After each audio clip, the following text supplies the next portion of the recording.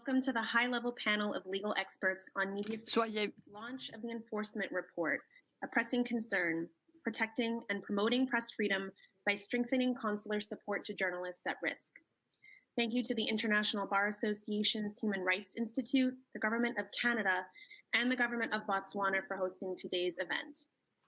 I'm Margaux, Ewen, the Executive Director of the James W. Foley Legacy Foundation, and I'm honored to moderate this distinguished panel of experts on such a critical topic. Since our founding in 2014, after the kidnap and murder of American freelance journalist James Foley, the Foley Foundation has been dedicated to promoting the safety of journalists worldwide and advocating for the freedom of all Americans held hostage or wrongfully detained abroad. We do this by developing and implementing preventive safety curricula for student and freelance journalists and conducting an annual assessment of the United States government's work to bring home Americans held abroad and support their families. You can learn more about this important work by visiting our website, jamesfoleyfoundation.org. As we witness the continued threat of international hostage-taking, whether the captors be non-state actors or governments seeking to unjustly detain foreign and dual nationals for political gain, it's paramount that we work together to seek solutions for how governments can prevent these crimes and prioritize their citizens' safe return. It is equally important that we work towards stronger accountability for hostage-taking and unjust detention in order to effectively deter this practice. That is why we are proud to endorse today's report on strengthening consular support to journalists at risk and hope it will continue to improve countries' efforts to protect their citizens, especially those who risk their safety to bring us the news. According to the International Press Institute, in 2020 alone, 445 media freedom violations have occurred, including travel restrictions, revoking accreditation, harassment and physical assaults, arbitrary arrests, detentions, and emergent self-censorship. Even in democracies, we are witnessing alarming trends of violence against journalists and restrictions of the right to report. The COVID-19 pandemic makes these developments even more dangerous as they threaten imprisoned journalists' health and serve as a pretext for curbing press freedoms in multiple countries. At this crucial moment for press freedom, we cannot expect to continue to have access to reliable information without working to ensure journalists and media workers are able to do their jobs safely. That is why journalists must have an expectation of their governments to provide them with the minimum protections if they encounter troubles while performing their duties abroad.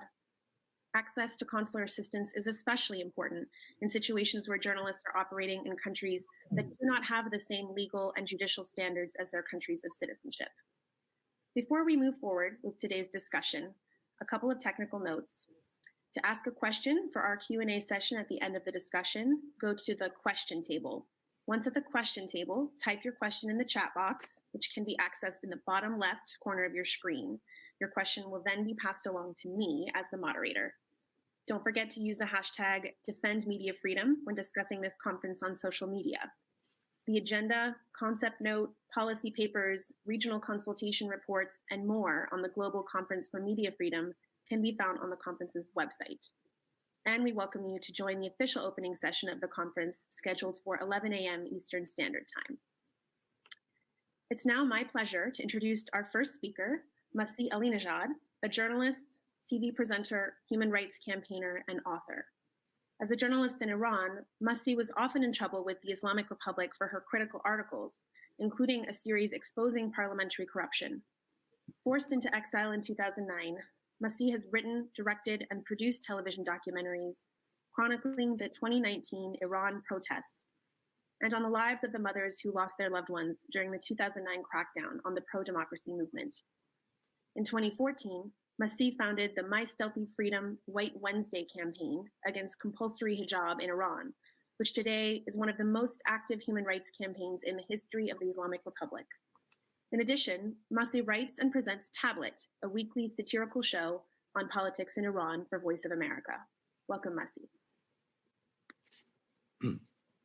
Thank you so much for inviting me. Hello, everyone. I mean, to be honest, it is an honor. It's a great honor, but I think it's a big mistake that there is no way I can limit my remarks to just 10 minutes. but I'll do my best. I am not a legal expert, but I know from first-hand experience about press censorship